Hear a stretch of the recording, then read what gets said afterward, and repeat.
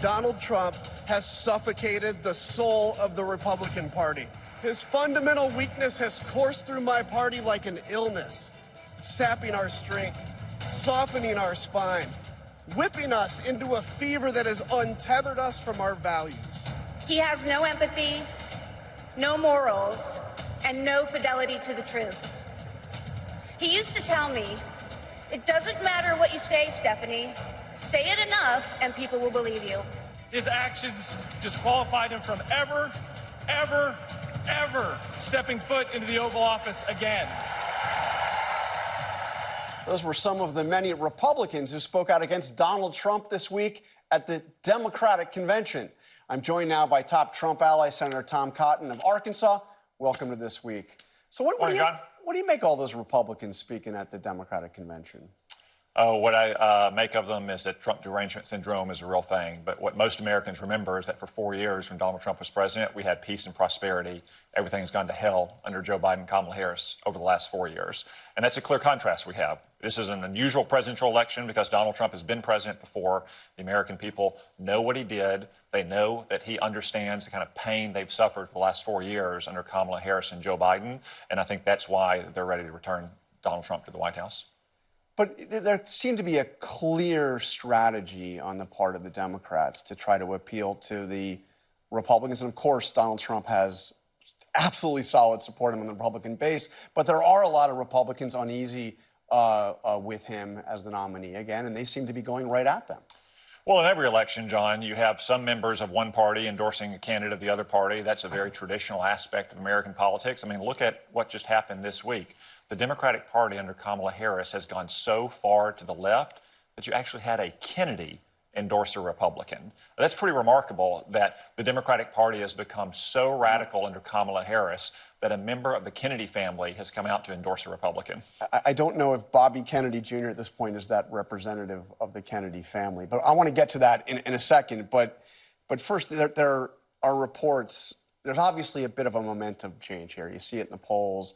You see it in the money flowing in to the Harris campaign. And there was a report in Politico that Trump now knows that he has to change things up or that he could lose. You talked to him. I mean, what's your sense? Do you need a change in direction? Well, President Trump and his campaign has known all along, and they've said all along, that this race is going to be a close race. Actually, he said it would be a landslide, just to be clear. He said he was going to win in a landslide. But look, we know the race will probably come down to a few 100,000 votes in a few states.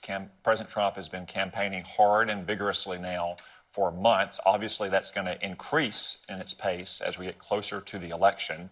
And President Trump is going to draw a sharp contrast with Kamala Harris, who has supported things like decriminalizing illegal immigration or giving taxpayer-funded health insurance to illegal aliens or taking away health insurance on the job for 170 million Americans, banning gas cars, confiscating firearms. These are all positions. What do you mean taking away health insurance? What are you talking about? She said when she ran for president that she wants to eliminate private health insurance on the job for 170 million Americans, John. Yeah, I mean that is not her position now. How do you know that's not her position? How do you know that's not her position? I mean, she says she no longer supports Medicare for all. She has not said that. Okay. Maybe anonymous aides on a Friday night have said that, but the last thing that she said on this was not a radical convention. I mean, she as you heard me go through with Bernie Sanders, she is not taking the positions of the far left of her party. She's clearly making an effort to move to the middle. I did hear what you said to Senator Sanders, and I thought it was clear that he's very disappointed that she's taking these efforts not to change her positions, but to hide her positions, John. The American people are totally justified to conclude that Kamala Harris is a dangerous San Francisco liberal based on what she campaigned on the last time she ran for president and what this administration has done for the last 4 years. Again, you would have thought watching the Democratic convention last week that the Democrats are not in office, that they're not in power, that they're campaigning against an incumbent Republican, when in reality, she's been part of the failures of the Biden-Harris administration for 4 years. And when she campaigned for president in her own right, she did, in fact, promise things like decriminalizing illegal immigration and taking away health insurance. But that's his position she's clearly changed on, and she has said she has changed. Yes, she has. No, she has not. John, she has not said that. She's not. You pointed out to Senator Sanders repeatedly things that her campaign has said. Anonymous aides speaking on background to reporters, has said, well, she no longer believes these things. Okay, maybe she has changed her position on things like taking away your health insurance and confiscating your gun. If she has changed her position, she owes it to the American people to come out and say in her own words when she changed and why she changed. That's one reason why she needs to address the American people and speak to these questions, because the only basis they have to conclude what she will be like as president is what she's done for 4 years in this administration and what she said in her own voice in the last campaign. Remember, these are not like college essays, John. This is what she said when she was campaigning for president as a 54-year-old woman. If she's had such a radical change of heart in the last 5 years, she owes the American people answers. So speaking of radical changes of heart, I want to ask you about what Donald Trump had to say just a couple of days ago. He said, and this is an exact quote, statement he put out, "My administration will be great for women and their reproductive rights." Is he now going to be campaigning on abortion rights? What's going on here? He will be great for women. He was great for women. Women had great opportunities under Donald Trump. You had a healthy, growing economy. You had safe communities, and you had. But I'm asking you about the reproductive rights. Well, look, Democrats can use phrases like reproductive rights all they want to describe their pro-abortion position, which would force Americans to pay with tax dollars for abortion up to the moment of birth. That's the Democratic position. I mean, they can use that phrase if they want to. They don't get a monopoly on the language to cover up their radical positions. But I just asked you, it's now Trump using those words. But he's reproductive rights. But he's also said, we also heard from J.D. Vance, that he would veto a national abortion ban, and he came out against using the Comstock Act to prevent the shipping of the abortion pill. So what is happening? I mean, in fact, he said just the other day, he suggested that he may support the amendment on the ballot in Florida to provide a constitutional right to an abortion. I mean, what is happening with Trump on abortion? So, John, I think you just made a very important point. The only candidate here proposing a national abortion law is Kamala Harris. And we know what that law looks like because congressional Democrats have voted on it. It would require taxpayer funding for abortion up to the moment of birth. That's not their law. They want to codify Roe v. Wade. No, that's not at all. That's what they say about their law, John. I'm asking you about Donald Trump, though. So first off, you have a solid pro-life record for as long as you've been in public office. What do you make of what he is saying now, saying he is going to be protecting reproductive freedom, and then he could even support a constitutional amendment in Florida, first off, legalizing abortion? I voted on the law. You didn't. It does not codify Roe. It goes far beyond what Roe says. It would provide taxpayer funding for abortion up to the moment of birth. Donald Trump has been consistent. He said that Roe v. Wade was wrongly decided. Before Roe v. Wade, this question was largely regulated by the states. Now that Roe v. Wade has been reversed, it will be again largely regulated by the states. Kamala Harris is the one that proposes the radical national abortion law.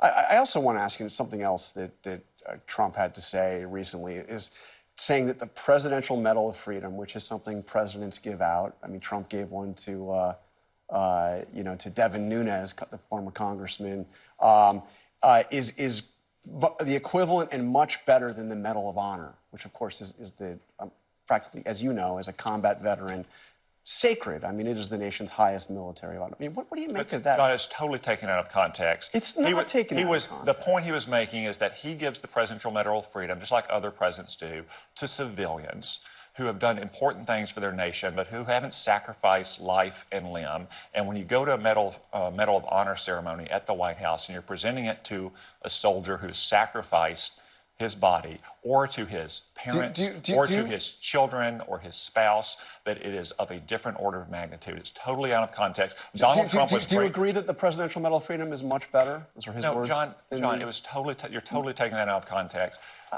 Donald Trump was great for our military. He is great for our veterans. Kamala Harris is the one who's proposed, for instance, to cut the military every single year. Kamala Harris is the one who voted for military cuts when she was in the Senate. Donald Trump has utmost respect for our veterans and our troops, and you see that by his record in office. And before you go, I want to ask you about something else Trump said. This is about the 2020 election. It's something I have never heard him say before. This was the last week in office for me because of a horrible, horrible election. where I got many millions more votes than I got the first time, but didn't quite make it, just a little bit short. But short, is he now finally acknowledging the truth about the 2020 election, that he lost? Well, John, what he is saying there is that there are a lot of irregularities. He challenged them in court. Those court challenges didn't succeed. It's as simple as that. It's what he's saying about this election. No, he had said before it was stolen, and he had many millions of more votes than Joe Biden. All stuff that isn't true. You know, we've been over this. I mean, he's. Well, look, I mean, obviously, Joe Biden and Kamala Harris are the president and vice president. They're in the White House. That's why people are suffering so badly. His court challenges did not succeed. That's the only point he's making there. Okay. Well, thank you very much, Senator Cotton. I appreciate your time. Thanks for coming on this week. Thank you.